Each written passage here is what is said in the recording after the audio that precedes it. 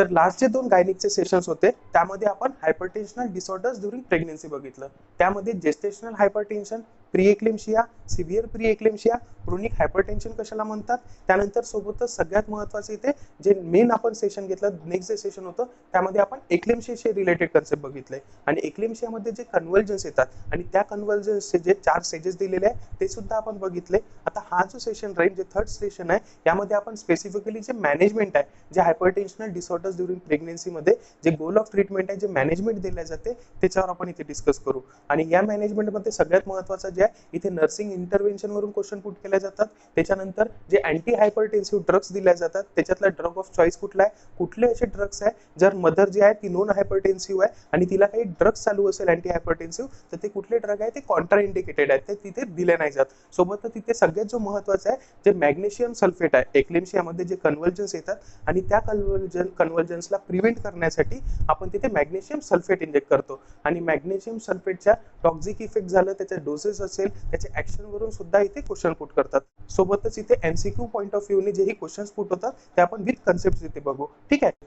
तर जे आपण ऑलरेडी डिस्कस केलाय प्रेग्नन्सी इंड्यूस हायपरटेन्शनच्या डेफिनेशन मध्ये, की जर फिमेलचं ब्लड प्रेशर, जर प्रेग्नेंट फिमेल आहे, वुमन आहे, तिचं जे ब्लड प्रेशर आहे ते प्रेग्नन्सीच्या दरम्यान 20 वीक ऑफ जेस्टेशन नंतर जर ब्लड प्रेशर त्या वुमनचं हे 140/90 mm ऑफ एच जी येत असेल, 140/90 mm ऑफ एच जी येत असेल आणि ते कुठपर्यंत राहत असेल, डिलिव्हरीच्या पिरियड नंतर सुद्धा पोस्टपार्टम पिरियड पर्यंत हे ब्लड प्रेशर जे आहे हे 140/90 राहत असेल, तर त्याला आपण प्रेग्नन्सी इंड्यूस हायपरटेन्शन किंवा हायपरटेन्शन इन प्रेग्नन्सी म्हणत होतो. तर इथे जे आहे जे ट्रीटमेंट दिलं जाते, जे हायपरटेन्शन आहे त्या मदरला आणि प्री एक्लेम्शिया बद्दल आपण सुद्धा माहिती आहे की हेच जे कंडिशन आहे, मदरचे जे ब्लड प्रेशर आहे हे 140/90 mm ऑफ एच जी आहे आणि सोबतच तिथे जर एंड ऑर्गन डॅमेजचे काही सिम्पटम्स दिसत असेल, जर तिथे प्रोटीन युरिया असेल, जर त्या ठिकाणी प्रोटीन युरिया असेल आणि सोबतच तिथे जर जीएफआर जो आहे ग्लोमेरुलर फिल्ट्रेशन, जर रिनल डॅमेजचे काही चेंजेस तिथे होत आहे, रिनल डॅमेज होत आहे तिथे आणि त्याचे काही सिम्पटम्स शो होत आहे, जसे की प्रोटीन युरिया आहे, डिक्रीज जीएफआर आहे, ग्लोमेरुलर फिल्ट्रेशन रेट जो आहे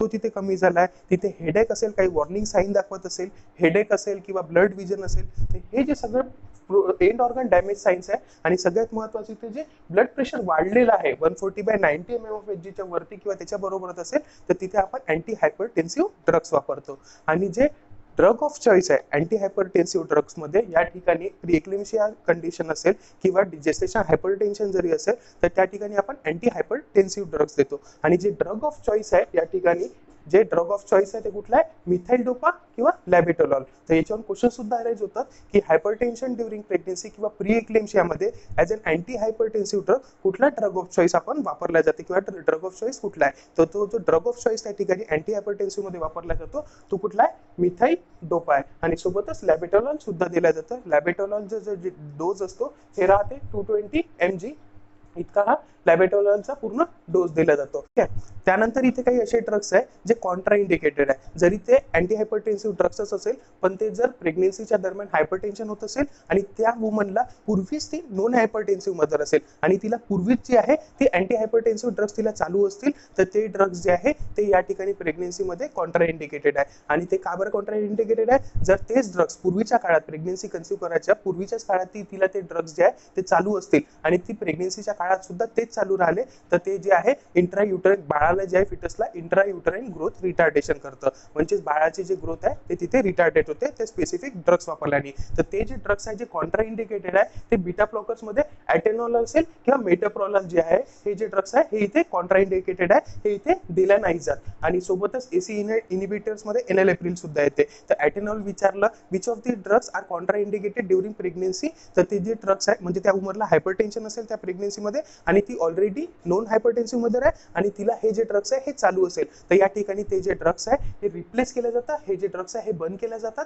आणि त्या ठिकाणी जे ड्रग ऑफ चॉईस आहे मिथाइल डोपा किंवा लॅबेटोलॉल हे ड्रग्स तिथे प्रिस्क्राइब केले जातात. ठीक आहे. त्याच्यानंतर जो नेक्स्ट कन्सेप्ट आहे जे प्री एक्लेम्शिया आहे, जे प्री एक्लेम्शिया मध्ये आपल्याला माहित आहे की मदर जी आहे तिचं ब्लड प्रेशर जे आहे हे 140/90 mm ऑफ एच जी असेल आणि सोबतच तिथे एंड ऑर्गन डॅमेजचे काही सिम्पटम्स असेल, जसं की तिथे प्रोटीन युरिया प्रेझेंट असेल, त्या वुमनला तुम्हाला एडिमा पिडल एडिमा सुद्धा असेल, प्रोटीन युरिया असेल किंवा दोघांमधून प्रोटीन युरिया किंवा एडिमा असेल आणि सोबतच त्या ठिकाणी ब्लड प्रेशर जे 140/90 mmHg असेल त्याला आपण प्री एक्लेम्शिया म्हटलं. तर प्री एक्लेम्शिया मध्ये काय होतं, एंड ऑर्गन डॅमेज सिम्पटम्स तिथे दिसून पडतात. जसे की रिनल जे आहे त्याचं डिस्फंक्शनमुळे तिथे प्रोटीन युरिया राहतो, सोबतच डिक्रीज जीएफआर ग्लोमेरुलर फिल्ट्रेशन जे रेट आहे हे भरपूर कमी प्रमाणात राहतं आणि ऑलिगोयुरिया डिक्रीज युरिन आउटपुट राहतं. तर या ठिकाणी प्री एक्लेम्शिया मध्ये जे ऍडवाइस केलं जाते, ज्या वुमनला नर्सिंग प्रायोरिटी मध्ये सुद्धा क्वेश्चन बनतो की प्री एक्लेम्शिया मदर आहे आणि तिला जे नर्सिंग ऍडवाइस दिले जाईल ती कुठली राहते, त्या ठिकाणी मदरला जे आहे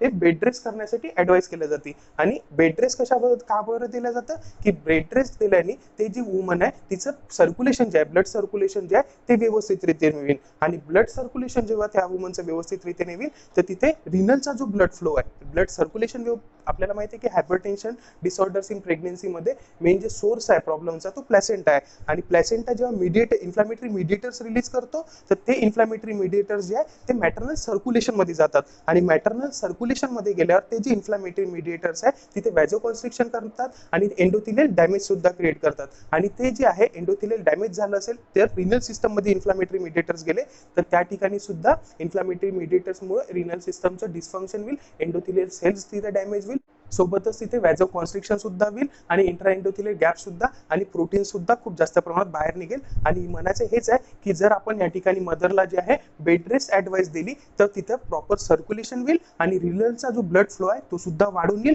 आणि त्या ठिकाणी एडिमा जो आहे एडिमा तिथून निघून जाईल, एडिमा तिथे राहणार नाही आणि सोबतच वुमनचा जो डिक्रीज जीएफआर आहे ग्लोमेरुलर फिल्ट्रेशनचा जो रेट आहे तो कमी झालाय तो तिथे वाढेल. ठीक आहे. त्याच्यानंतर जे टर्मिनेशन जे डेफिनेटिव्ह मॅनेजमेंट आहे हे काय बघितलं आपण, सिम्प्टोमॅटिक मॅनेजमेंट दिल्यासारखी झालं. जर हायपरटेन्शन आहे तर त्या ठिकाणी आपण अँटी हायपरटेन्सिव्ह ड्रग्स देतोय, म्हणजे फक्त इथे आपण तात्पुरतं तिथे कंडिशन जे आहे ते मॅनेज करतो. पण जे डेफिनेटिव्ह ट्रीटमेंट आहे प्री एक्लेम्शिया म्हणा की हायपरटेन्शनल डिसऑर्डर्स ड्युरिंग प्रेग्नन्सीमध्ये जे डेफिनेटिव्ह ट्रीटमेंट आहे आपलं जे गोल आहे ते आहे termination of pregnancy.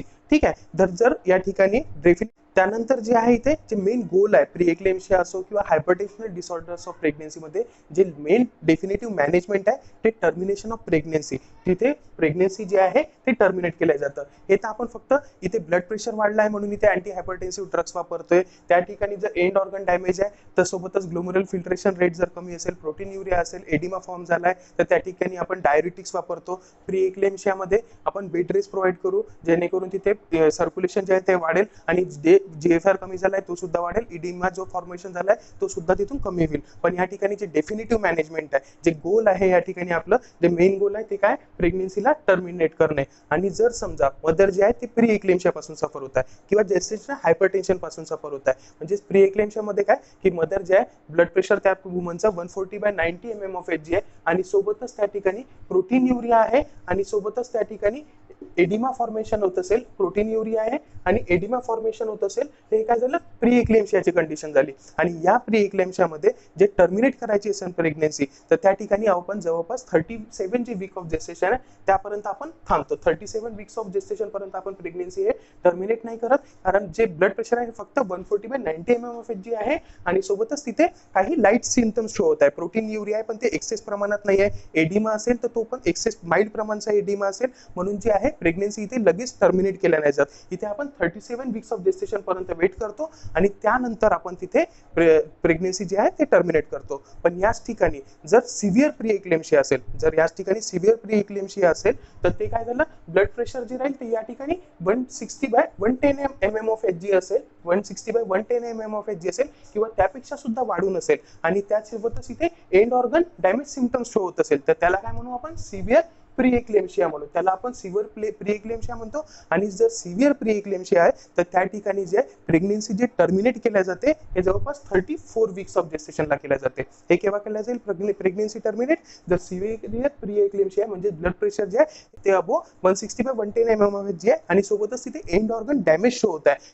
End organ डॅमेजचे जे सिम्पटम्स आहेत, जसं की खूप जास्त प्रमाणात हेडेक असेल, प्रोटीन युरिया जो तो खूप जास्त प्रमाणात अबो 3 ग्राम किंवा अबो 4 ग्राम पेक्षा प्रोटीनचं एक्सक्रेशन होत आहे त्या ठिकाणी, आणि सोबतच तिथे पल्मनरी एडिमा असेल, सेरिब्रल एडिमा सुद्धा फॉर्मेशन होत असेल, तर हे सगळे जे साइन्स आहे हे काय एंड ऑर्गन डॅमेजचे सिम्पटम्स आहे किंवा साइन्स आहे. तर या ठिकाणी प्रेग्नन्सी जी आहे ते 34 वीक्सला प्रेग्नन्सी जी आहे ती टर्मिनेट केल्या जाते, आणि 34 वीक्स पर्यंत ते जे फिटस असेल ग्रो करत असेल तर त्या ठिकाणी त्याचे लंग मॅच्युअर नाही होत. तर या ठिकाणी 34 वीक्स ऑफ जेस्टेशनच्या पूर्वी जर ते डायग्नोज झालं असेल की 160/110 mm ऑफ HGBP आहे, तर त्या ठिकाणी स्टिरॉइड सुद्धा दिल्या जाते. स्टिरॉइड्स मध्ये जे ड्रग ऑफ चॉईस आहे ते बिथामिथाझोन आहे. ठीक आहे, बिथामिथाझोन एक इंजेक्शन आहे ज्यामुळे जे लंग्स जे असेल ते मॅच्युअर नाही राहत, तर त्या ठिकाणी स्टिरॉइड्स देऊन त्या बच्चूचे जे आहे फिटसचे जे आहे ते लंग्स तिथे मॅच्युअर्ड होतात. ठीक आहे, ते स्टिरॉइड सुद्धा देतात. आणि जर या ठिकाणी जर एक्लेम्शिया कंडिशन असेल, जर याच ठिकाणी प्री मध्ये बघितलं की प्रेग्नन्सी आहे 37 वीक्सला टर्मिनेट केल्या जाते, तिथपर्यंत आपण वेट करतो. सिव्हिअर प्री एक्लेम्शिया असेल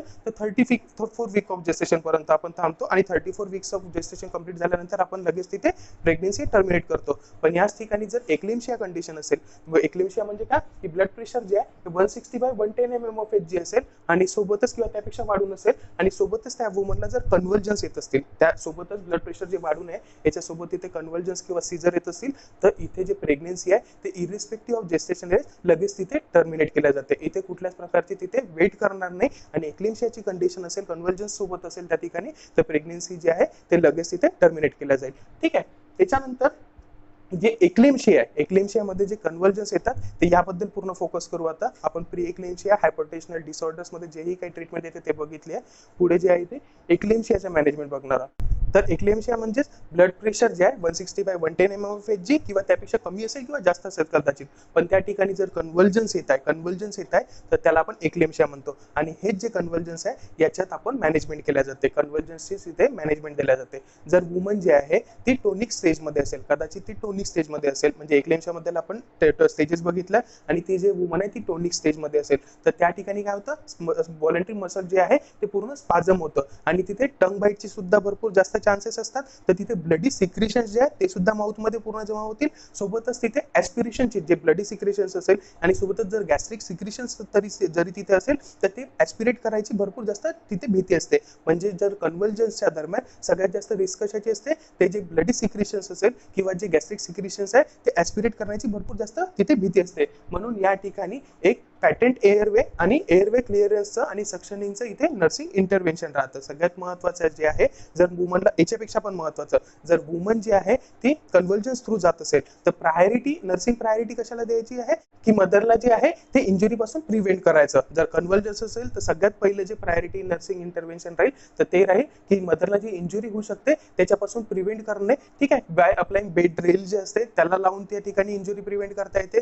जर टंग बाईट होत असेल त्याची भीती आहे तर तिथे माउथ गाईग अप्लाय करण्यात येईल. ठीक आहे, आणि सोबतच नंतर कन्व्हल्जन्स येत आहे तर त्या ठिकाणी गॅस्ट्रिक कंटेंट्स जे आहे ते ऍस्पिरेट करत नाही केले पाहिजे, किंवा ब्लडी सिक्रेशन्स ऍस्पिरेट नको व्हायला, म्हणून आपण त्या ठिकाणी जे आहे पॅटेंट एअरवे मेंटेन करतो, आणि एअरवे तिथे क्लिअरन्स साठी आपण मॅनेज करतो. त्याच्यानंतर जे आहे त्याच ठिकाणी कन्व्हल्जन्स येत आहे तर त्या ठिकाणी आपण सुपाईन पोझिशन देऊ, आणि हेड जे आहे ते लॅटरल मध्ये देऊ, वन साइड हेड हे करू, जेणेकरून जेही काही सिक्रेशन्स असतील ते लॅटरली बाहेर येईल, ते ऍस्पिरेट केलं नाही जाईल. सोबतच त्या वुमनला सुपाईन पोझिशन देऊन सुद्धा जे मॅट्रेस असेल एक फर्म हार्ड प्रकारचे एक मॅट्रेस प्रोव्हाइड करू त्या ठिकाणी, आणि सोबतच हेड जे आहे ते वन साइड करू. ठीक आहे, त्याच्यानंतर या ठिकाणी सगळ्यात जे महत्त्वाचं आहे, आता जे मेडिकल मॅनेजमेंट बघू आपण, जे कन्व्हल्जन्स मध्ये जे ड्रग ऑफ चॉईस आहे, एक्लेम्शिया मध्ये जे ड्रग ऑफ चॉईस वापरला जातो तो कुठला ड्रग आहे, ते आहे मॅग्नेशियम सल्फेट. सोबतच इथे जे एक क्वेश्चन अजून सुद्धा येतो की या ठिकाणी कॉन्ट्राइंडिकेटेड ड्रग्स जे आहे त्यामध्ये कुठल्या ड्रग्स वापरले नाही जात, तर ते जे ड्रग आहे ते मिथार्जिन जे आहे, मिथार्जिन सुद्धा प्रेग्नेन्सी इंड्यूस हायपरटेन्शन, मदर जे आहे ते हायपरटेन्शन ड्युरिंग प्रेग्नेन्सी मध्ये सफर होत असेल तर ॲटेनॉल, मेटाप्रोलॉल, एनएलएप्रिल जे AC angiotensin converting inhibitors drug आहे. सोबतच मिथार्जिन जे आहे जो वॅझो कॉन्स्ट्रिक्शन आणि स्ट्रॉंगर युट्राइन कॉन्ट्रॅक्शन्स इथे क्रिएट करतो, तर मिथार्जिन जो ड्रग आहे तो सुद्धा इथे वापरला नाही जात, तो सुद्धा ड्रग जो आहे तो इथे कॉन्ट्राइंडिकेटेड आहे. त्याच्यानंतर ड्रग ऑफ जो चॉईस आहे तो मॅग्नेशियम सल्फेट आहे. तर पूर्ण जे फॅक्ट्स आहे मॅग्नेशियम सल्फेटशी रिलेटेड ते पूर्ण आपण डिस्कस करू. प्रत्येक जो पॉईंट आहे हा एमसीक्यू आहे इथे, ते व्यवस्थित रीतीने समजून घेऊ. मोड ऑफ ऍक्शन जे आहे मॅग्नेशियम सल्फेट काय करतं, आपल्याला माहिती आहे की जी प्लॅसेंटा आहे तो त्याचं डेव्हलपमेंट तिथे व्यवस्थित होत नाही, त्याच्या डिफेक्टमुळे, प्लॅसेंटाच्या डिफेक्टमुळे ते जे प्लॅसेंटा काय करतो, तिथून इन्फ्लामेटरी मिडिएटर्स रिलीज करतो आणि हेच जे प्लॅसेंटामधून इन्फ्लामेटरी मिडिएटर्स रिलीज झाले हे मॅटर्नल सर्क्युलेशन मध्ये एंटर होतात आणि हेच जे मॅटर्नल सर्क्युलेशन मध्ये इन्फ्लामेटरी मिडिएटर्स झालं ते या ठिकाणी व्हॅझो कॉन्स्ट्रिक्शन होते, जे एंडोथेलियल लाइनिंग असेल त्या ब्लड वेसलची ते सुद्धा डॅमेज होते आणि इथे एडिमा जे प्लाझ्मा फ्लुइड असेल त्या जे फ्लुइड आहे, जे ब्लड सर्क्युलेशन मधून जे फ्लुइड आहे हे इंट्रा एंडोथेलियल गॅप्स निर्माण झाल्यामुळे तिथे प्लाझ्मा फ्लुइड हे बाहेर येतं. ठीक आहे, तशा प्रकारे प्लाझ्मा फ्लुइड बाहेर आल्यानंतर एडिमा सुद्धा फॉर्म होते. ठीक आहे, तर हे जे इन्फ्लामेटरी मिडिएटर्स आहे हे जेव्हा ब्लड सर्क्युलेशन मॅटर्नल सर्क्युलेशन मधून जेव्हा ब्रेन मध्ये जातात तर ब्रेन मध्ये सुद्धा हेच इन्फ्लामेटरी मिडिएटर्स तिथे रिएक्ट करतात आणि एंडोथेलियल सेल्स तिथे डॅमेज करतात, सोबतच तिथे इंट्रा एंडोथेलियल गॅप सुद्धा निर्माण करेल, तिथून सुद्धा फ्लुइड जे आहे ते सुद्धा लीक होईल. तर तिथे पहिली गोष्ट तर सेरिब्रल एडिमा फॉर्म होईल, त्याच ठिकाणी सेरिब्रल एडिमा फॉर्म होते. हे आपण पॅथोफिजियोलॉजी मध्ये बघितलंय. या ठिकाणी ब्रेन मध्ये हे इन्फ्लामेटरी मिडिएटर्स गेल्यानंतर इथे सेरिब्रल एडिमा फॉर्म होईल आणि सोबतच तिथे ब्रेनला इथे ब्लड प्रेशर जे आहे ते सुद्धा वाढून गेलेलं आहे. प्रीएक्लेम्शियाची कंडिशन असेल किंवा सिव्हिअर प्रीएक्लेम्शियाची, तर ब्रेनला ब्लड सप्लाय सुद्धा व्यवस्थित रीतीने भेटणार नाही.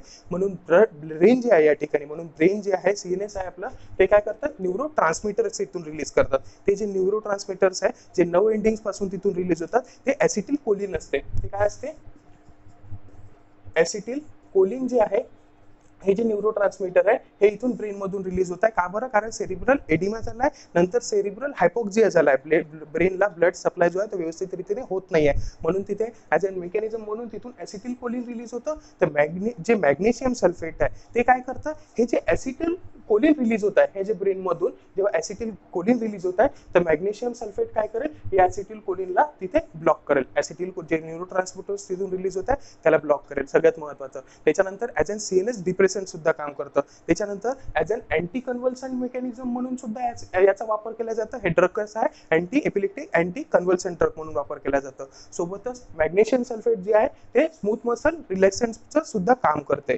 जे मॅग्नेशियम सल्फेट आहे हे स्मूथ मसल रिलॅक्संटचं सुद्धा काम करतं. त्याच्यानंतर हे जे कॅल्शियम मिडिएटेड कॉन्ट्रॅक्शन्स तिथे प्रोड्यूस झालाय, जे कॅल्शियम पासून जे कॉन्ट्रॅक्शन्स तिथे कॅल्शियमच्या मदतीने कॅल्शियम मिडिएटेड जे कॉन्ट्रॅक्शन्स क्रिएट होत आहे तर ते कॅल्शियमला सुद्धा मॅग्नेशियम जे सल्फेट आहे ते तिथे ब्लॉक करतं. ठीक आहे, तर मोड ऑफ ऍक्शन आपल्याला समजत असेल तर मेन जे आहे ब्रेनला व्यवस्थित रीतीने ब्लड सप्लाय होत नाहीये, त्याच्यामुळे ब्रेन जे आहे वेगळ्या रीतीने काम करतं. तिथे न्यूरो ट्रान्समीटर्स रिलीज करतात, जे 9 एंडिंग्स असेल तिथल्या त्याच्यापासून ऍसिटिल कोलिन जे न्यूरो ट्रान्समीटर्स आहे ते रिलीज होते.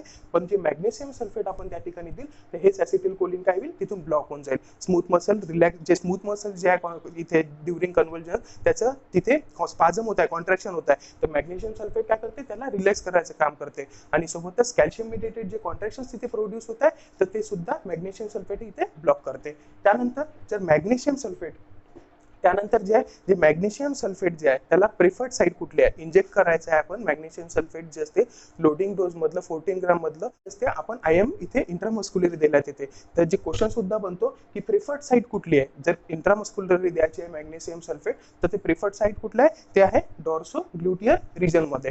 ठीक आहे, त्यानंतर मॅग्नेशियम सल्फेट जे आहे जर तिथे वॉर्निंग साईन शो होत असेल, जर प्रीएक्लेम्शियाचे, एक्लेम्शिया काय, प्रीएक्लेम्शियाचं एक प्रकारचं कॉम्प्लिकेशन आहे ज्यामध्ये कन्व्हल्जन्स येतात आणि त्या ठिकाणी प्रीएक्लेम्शियामध्ये असेल तर ती कन्व्हल्जन्स यायच्या आधी तिथे काही वॉर्निंग साईन शो करतील. आणि वॉर्निंग साईन्स मध्ये जर हेडेक असेल, प्रोटीन युरिया खूप जास्त प्रोटीन हे खूप जास्त युरिन मध्ये एक्सक्रीट होत असेल, सोबतच इथे ब्लड विजन असेल, ऑलफॅक्टरी हॅल्युसिनेशन्स त्या ठिकाणी असतील. ठीक आहे, हे सगळे वॉर्निंग साईन्स आहे. तर त्या ठिकाणी सुद्धा आपण मॅग्नेशियम सल्फेट इंजेक्ट करतो की जेणेकरून जे वॉर्निंग साईन्स दाखवले त्यामुळे तिथे कन्व्हल्जन्स येणार नाही. तर जर या ठिकाणी पहिल्यांदा जर तिथे कन्व्हल्जन्स आले जरी असतील तर त्या ठिकाणी आपण जे आहे मॅग्नेशियम सल्फेट यूज करतो. आणि हे जे मॅग्नेशियम सल्फेट आहे हे जवळपास 24 तासासाठी दिले जाते. मॅग्नेशियम सल्फेट कन्व्हल्जन्स यायच्या पहिले जरी दिले असेल तरी सुद्धा तिथून 24 तासासाठी दिल्या जाणार. आणि जर मॅग्नेशियम जर तिथे कन्व्हल्जन्स आले असतील तर त्या ठिकाणी कन्व्हल्जन्स आल्यापासून तर पुढचे जे 24 तास आहे तोपर्यंत तिथे मॅग्नेशियम सल्फेट हे दिल्या जाणार. ठीक आहे, त्याच्यानंतर जे नॉर्मल थेरॅपेटिक लेवल आहे मॅग्नेशियम सल्फेटची जे आपण डोसेस देतो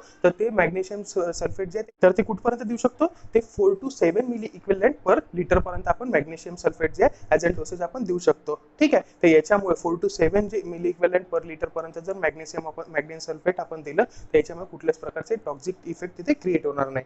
ठीक आहे, त्याच्यानंतर जे आहे नेक्स्ट आहे जे डोसेस बद्दल बघू. मॅग्नेशियम सल्फेट जर वुमनला हे कन्व्हल्जन्स आले असतील कदाचित, तर त्या ठिकाणी डोसेस जे आहे डॉक्टर आपल्याला जे लोडिंग डोस द्यायला सांगेल, डॉक्टर जे आहे प्रिस्क्राईब करेल की वुमनला ते आता लोडिंग डोस द्या. तर जे लोडिंग डोस असतो मॅग्नेशियम सल्फेटचा जो लोडिंग डोस असतो ते 14 ग्रामचा असतो. ते किती असतो? 14 ग्रामचा असतो. आणि हे जे 14 ग्राम्स आहे, हे जे 14 ग्राम्स आहे यामधून जे 4 ग्राम्स असेल, हे जे 14 ग्राम्स मधलं 4 ग्राम आहे हे आपण इंट्रा विनस रूटनी देतो, IV रूटनी देतो. आणि रिमेनिंग जे 10 ग्राम आहे, रिमेनिंग जे 10 ग्राम आहे यामधून 14 ग्राम मधून हे आपण इंट्रामस्क्युलरली देतो. आणि इंट्रामस्क्युलर मध्ये आपल्याला प्रेफर्ड साईड माहित आहे, डॉर्सो ग्लुटियल रिजन मध्ये देतात, जे मोस्ट कॉमन रिजन आहे जिथे आपण इंट्रामस्क्युलर रिजन मध्ये तिथे इंजेक्ट करतो. त्याच्यानंतर हे जे 4 ग्राम आहे जे इंट्राविनस रूटनी दिलं जातं, ते हे आपल्याला डायल्यूट करायचं आहे. हे जे आहे 4 ग्रामचं जे सोल्युशन राहील, 4 ग्रामचे मॅग्नेशियम सल्फेट असेल, हे आपण डायल्यूट करतो विथ 12 ml पर्यंत. जे डायल्युशनल फॉर्म असेल 12 ml NS मध्ये आपण तिथे डिझॉल्व करतो. आणि हे जे टोटल कॉन्सन्ट्रेशन बनेल हे जवळपास 20 ml चं इथे कॉन्सन्ट्रेशन बनतं.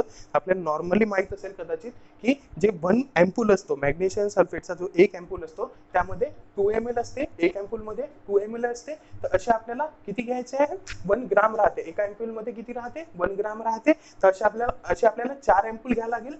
असे आपल्याला 4 एम्पूल घ्यायला लागेल, जेणेकरून इथे जे सोल्युशन राहील याचा कंटेंट किती राहील? 4 ग्राम बनेल. आणि एका याच्यात किती राहते? 2 ml राहते. तर असे आपल्याला 8 ml चा मॅग्नेशियम सल्फेट बनेल. आणि सोबतच तिथे 12 ml प्लस 12 ml इथे NH सुद्धा घ्यायचे आहे, हे सोल्युशन घ्यायचं आहे, डायल्यूट करायचं आहे त्याला. आणि जवळपास 15 ते 20 मिनिटासाठी इथे स्लोली पुश करायचं आहे. सगळ्यात महत्त्वाचं आहे की मॅग्नेशियम सल्फेट जे आहे ते एकदम स्लोली पुश केलं जातं, जेणेकरून तिथे त्याचा थेरपेटिक लेवल जे आहे त्याच्यापेक्षा वाढले नाही पाहिजे आणि त्याचा कुठल्याच प्रकारचा टॉक्सिक इफेक्ट तिथे क्रिएट नाही झाला पाहिजे. ठीक आहे. तर हे जे सोल्युशन आहे इथे 20 ml चं, हे जे मॅग्नेशियम सल्फेटचं जे 8 ml मॅग्नेशियम सल्फेट आहे त्यामध्ये आणि 12 ml आपण डायल्यूट करतो त्याला. आणि ते जे 20 ml चं सोल्युशन बनत आहे हे जवळपास 15 ते 20 मिनिटासाठी, जवळपास 20 मिनिटसाठी तिथे IV स्लोली पुश केल्या जातं. त्याच्यानंतर जे आहे रिमेनिंग जे 10 ग्राम आहे, रिमेनिंग जे 10 ग्राम आहे हे 5 ग्राम इच बटक मध्ये दिला जाते. रिमेनिंग जे 10 ग्राम्स आहे हे 5 ग्राम हे एका बटकवर दिलं जाईल आणि 5 ग्राम जे आहे हे एका बटकवर दिलं जाईल. आणि जे 4 ग्राम्स होते हे IV पुश केलं जाईल. ठीक आहे. अशा प्रकारे इथे मॅग्नेशियम सल्फेटचा डोसेस ठरवला जातो. त्याच्यानंतर जे आहे हे जे लोडिंग डोस झाला 14 ग्राम जे आपण लगेच दिलं, लोडिंग डोस दिला. त्याच्यानंतर आपल्याला हे जे मॅग्नेशियम सल्फेट आहे याला आपल्याला रिपीट करायचं आहे 4-4 तासांनी. तिथे 5 ग्राम इथे रिपीट केला जाईल. 4-4 तासांनी, प्रत्येक 4 तासांनी 5 ग्राम तिथे रिपीट केला जाईल. ठीक आहे. हे झालं डोसेस बद्दल. त्याच्यानंतर जे आहे बिफोर गिव्हिंग, म्हणजे आपण जे 4 तासानंतर आपण इथे फॉलो करतो, म्हणजे लोडिंग डोस मध्ये आपण 14 ग्राम दिले आणि त्याच्यानंतर 4 तास आपण थांबतोय आणि नंतर 4 तासानंतर पुन्हा 5 ग्राम आपण तिथे इंट्रामस्क्युलरली देतो. तर पुन्हा जे 4 तास थांबतोय त्याच्या पहिले आपल्याला सगळ्यात महत्त्वाचं इथे जे नी जर्क रिफ्लेक्स असते, जे पटेलर रिफ्लेक्स असते किंवा जे डीप टेंडन रिफ्लेक्स असते ते तिथे बघावं लागते. ठीक आहे. आपण याच्याबद्दल पण बघू. फक्त एक थोडक्यात सांगतोय की पुन्हा जेव्हा आपण इथे मॅग्नेशियम सल्फेटचा रिपीट डोस देऊ, 4 तासांनी फॉलोअप करू पुन्हा द्यायसाठी, त्याच्यात ते द्यायच्या पहिले आपण तिथे युरिन आउटपुट सुद्धा बघितो. पण ते सगळ्यात महत्त्वाचं आहे तिथे पटेलर किंवा निजर रिफ्लेक्स सुद्धा बघतो. ठीक आहे. त्याच्यानंतर ते मॅग्नेशियम सल्फेटची जी टॉक्झिसिटी आहे आपल्याला माहिती आहे, मी सांगितलंय की मॅग्नेशियम सल्फेट जे आहे ते सिरम मॅग्नेशियम सल्फेटची जे लेवल आहे जिथपर्यंत आपण देऊ शकतो as a magnesium sulphate doses म्हणून, तर ते नॉर्मल थेरपेटिक लेवल किती आहे? हे 4 to 7 milliequivalent per litre पर्यंत आहे. म्हणजे याच्यावरती जे आहे मॅग्नेशियम सल्फेट जर दिला तर त्याचे काही टॉक्सिक इफेक्ट तिथे क्रिएट करेल. ठीक आहे. तर हे जे मॅग्नेशियम सल्फेटचं नॉर्मल थेरपेटिक लेवल आहे 4 to 7 milliequivalent per litre, हे जर मॅग्नेशियम सल्फेट जर 10 मिली इक्विव्हॅलेंट पर लिटरच्या वरती गेलं असेल, जर 10 मिली इक्विव्हॅलेंट लिटरच्या वरती जर क्रॉस केलं असेल, तर तिथे जे नी जर्क असते, पटेलर जे रिफ्लेक्स असते किंवा जे नी जर्क, जिथे हॅमर वापरून तिथे नी जर्क रिफ्लेक्स बघितले जाते. आणि जर नीचा जो जर्क रिफ्लेक्स आहे तो जर ॲब्सेंट असेल तर या ठिकाणी जे आहे जे तिथे ठरवलं जाते की मॅग्नेशियम सल्फेटची तिथे टॉक्झिसिटी क्रिएट झाली आहे. आणि नी जर ॲब्सेंट असेल तर त्या ठिकाणी त्याची लेवल सुद्धा समजल्या जाते की जेणेकरून तिथे जे मॅग्नेशियम सल्फेट आहे ते सिरमची जे लेवल आहे त्या ठिकाणी 10 मिली इक्विव्हॅलेंट पर लिटरच्या वरती क्रिएट झाली आहे. ठीक आहे. आणि हे जे आहे हे फर्स्ट साइन आहे, मॅग्नेशियम सल्फेटचं फर्स्ट साइन आहे की इथे मॅग्नेशियम सल्फेटची टॉक्झिसिटी क्रिएट झाली आहे. ठीक आहे. त्याच्यानंतर जर 12 मिली इक्विव्हॅलेंट पर लिटरच्या वरती जात असेल तर त्या ठिकाणी रेस्पिरेटरी डिप्रेशन सुद्धा होते. पहिली गोष्ट तर 10 मिली इक्विव्हॅलेंट लिटरच्या पहिली वरती जात असेल तर त्या ठिकाणी नीजर जो रिफ्लेक्स आहे किंवा डीप टेंडन रिफ्लेक्स आहे तो तिथे ॲब्सेंट राहील, तो तिथे राहणार नाही. आणि सोबतच जर 12च्या वरती जात असेल मिली इक्विव्हॅलेंट पर लिटर, 12च्या वरती मॅग्नेशियम सल्फेटची टॉक्झिसिटी होत असेल तर त्या ठिकाणी रेस्पिरेटरी रेट जो आहे ते सुद्धा डिप्रेशन राहील, तो सुद्धा डिफ्रेस राहील, तो सुद्धा 12 ब्रीथ्स पर मिनिट राहील. रेस्पिरेटरी डिप्रेशन किती राहील? ते 12 ब्रीथ्स पर मिनिट याच्यापेक्षा कमी राहील. याच्यापेक्षा कमी रेस्पिरेटरी रेट राहील जर 12च्या वरती गेलं तर. आणि जर 15 मिली इक्विव्हॅलेंट पर लिटरच्या वरती जर मॅग्नेशियम सल्फेटची टॉक्झिसिटी झाली, ठीक आहे, तर या ठिकाणी कार्डियक अरेस्ट सुद्धा मध्ये जे आहे ते कार्डियक अरेस्ट मध्ये सुद्धा जाऊ शकते. ठीक आहे, तर इथे आपण तिन्ही गोष्टी बघितल्या. तर सगळ्यात पहिले काय होतं, हे जे टॉक्झिसिटी बद्दल क्वेश्चन सुद्धा येतात की नॉर्मल जे थेरपेटिक लेवल आहे ते किती आहे, 4 to 7 milliequivalent per litre. पण जर हेच मॅग्नेशियम सल्फेट जर 10च्या वरती राहिलं तर तिथे निजर जो असतो त्याचा निजर रिफ्लेक्स जो असतो तो ऍबसेंट असतो. त्याच्यानंतर 12च्या वरती जर त्याची मॅग्नेशियम सल्फेटची टॉक्झिसिटी झाली तर या ठिकाणी जे आहे रेस्पिरेटरी डिप्रेशन राहील. आणि रेस्पिरेटरी डिप्रेशन म्हणजेच का, त्या वुमनचा जे वुमन आहे मॅग्नेशियम सल्फेटची टॉक्झिसिटी झाली आहे तर त्या ठिकाणी वुमनचा रेस्पिरेटरी रेट जो आहे तो 10 पेक्षा किंवा कदाचित 12 बीट्स पर मिनिट पेक्षा कमी राहील. सोबतच तिथे 15 मिली इक्विव्हॅलेंट पर लिटरच्या वरती जर मॅग्नेशियम सल्फेट जर इंजेक्ट केला आहे, त्याची सिरम जे व्हॅल्यू आहे ते 15 मिली इक्विव्हॅलेंट पर लिटरच्या वरती आहे, तर मदर जी आहे ती कार्डियक अरेस्ट मध्ये सुद्धा जाऊ शकते. त्याच्यानंतर जे नीड जर आपण सगळ्यात पहिले जे बघतो या ठिकाणी, तर मॅग्नेशियम सल्फेट जर द्यायचा आहे, ठीक आहे, 4 आवर्सच्या नंतर रिपीट करायचं आहे, तर सगळ्यात पहिले आपण तिथे निजर रिफ्लेक्स प्रेझेंट आहे की नाही बघतो. ठीक आहे, मॅग्नेशियम सल्फेट जर द्यायचं असेल तर त्याच्यासाठी जे पॅरामीटर्स दिले ते काय आहे की निजर जो आहे त्या मदरचा ते प्रेझेंट राहिला पाहिजे. तो जर अबसेंट राहिला तर तिथे टॉक्झिसिटी क्रिएट झाली आहे. त्याच्यानंतर युरिन जो आउटपुट आहे, ठीक आहे, तर युरिन आउटपुट अबो 30 ml पर आवर राहिला पाहिजे. युरिन आउटपुट नॉर्मली 30 ml च्या वरती राहील तेव्हाच तिथे मॅग्नेशियम सल्फेट जे आहे ते इंजेक्ट केला जाईल. त्याच्यानंतर जे आहे इथे व्हायटल साईन सुद्धा घेतला जातं. व्हायटल्स मध्ये जे ब्लड प्रेशर आहे त्या वुमनचं ते सुद्धा मेजर केलं जातं. आणि ऑलरेडी आपण डिस्कस केलाय की तिथे रेस्पिरेटरी रेट सुद्धा आपण तिथे व्हायटल्स मध्ये घेतो. आणि रेस्पिरेटरी रेट जो आहे तो जर 12च्या कमी असेल तर आपण तिथे मॅग्नेशियम सल्फेट तिथे इंजेक्ट करत नाही. हे सगळे पॅरामीटर्स दिले आहेत. ठीक आहे, आणि हे जे टॉक्झिसिटी आहे, हे जे टॉक्झिक इफेक्ट दाखवत आहे, हे जे टॉक्झिसिटी आहे, जे मॅग्नेशियम सल्फेट जर एक्स्ट्रा फॉर्म मध्ये देत आहे, मॅग्नेशियम सल्फेट जर जास्त प्रमाणात झालंय, त्याचं जे नॉर्मल थेरपेटिक लेवल आहे ते जर क्रॉस केलाय आणि त्याच्यामुळे जर डीप टेंडन रिफ्लेक्स ऍबसेंट असेल, ठीक आहे, निजर रिफ्लेक्स दिसेन असेल, रेस्पिरेटरी रेट जो आहे हा 10च्या कमी गेला असेल, 12च्या कमी आहे, आणि सोबतच युरिन आउटपुट जो आहे हा सुद्धा 30 ml पर आवरच्या कमी येत असेल, तर त्या ठिकाणी आपण ठरवतो की मॅग्नेशियम सल्फेटची तिथे टॉक्झिसिटी क्रिएट झाली आहे. आणि हे जे मॅग्नेशियम टॉक्झिसिटी आहे, मॅग्नेशियमवर टॉक्झिक इफेक्ट दाखवत आहे बॉडीमध्ये, तर ते टॉक्झिसिटीसाठी आपण जे अँटीडोट दिल्या जाते, हे मॅग्नेशियम सल्फेटचे अँटी ते टॉक्झिक इफेक्ट क्रिएट झाल्यामुळे जे अँटीडोट वापरलं जातं ते अँटीडोट कुठलं आहे, कॅल्शियम ग्लुकोनेट. हे सुद्धा क्वेश्चन आहे की जर मॅग्नेशियम सल्फेटची टॉक्झिसिटी वाढली असेल, ठीक आहे, जरी मॅग्नेशियम सल्फेटची टॉक्झिसिटी जास्त प्रमाणात झालं असेल तर त्या ठिकाणी अँटीडॉट म्हणून कुठला ड्रग वापरतात, तर त्या ठिकाणी ॲज अन अँटीडॉट मॅग्नेशियम सल्फेटची टॉक्झिसिटी कमी करण्यासाठी आपण तिथे कॅल्शियम ग्लुकोनेट वापरतो. ठीक आहे, आणि सोबतच एक कन्सेप्ट म्हणून सांगतोय की युरिन आउटपुट जे आहे, असं नाही आहे की मॅग्नेशियम सल्फेट दिल्यानंतर त्या वुमनचा युरिन आउटपुट वाढेल.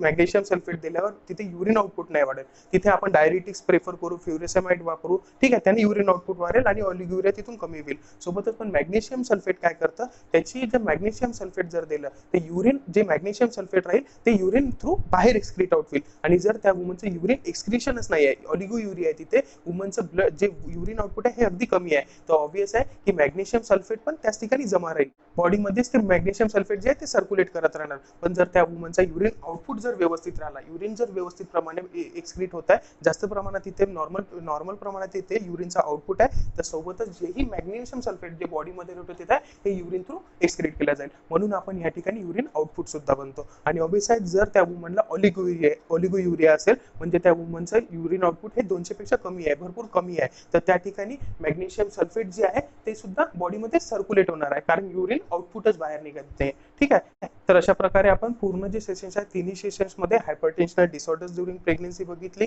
पहिल्या याच्यात जे जेस्टेशनल हायपरटेन्शन झालं, प्रीएक्लेम्शिया, सिव्हिअर प्रीएक्लेम्शिया, क्रोनिक हायपरटेन्शनशी रिलेटेड कन्सेप्ट बघितले, त्याच्या पॅथोफिजिओलॉजीवरून कन्सेप्ट बघितले.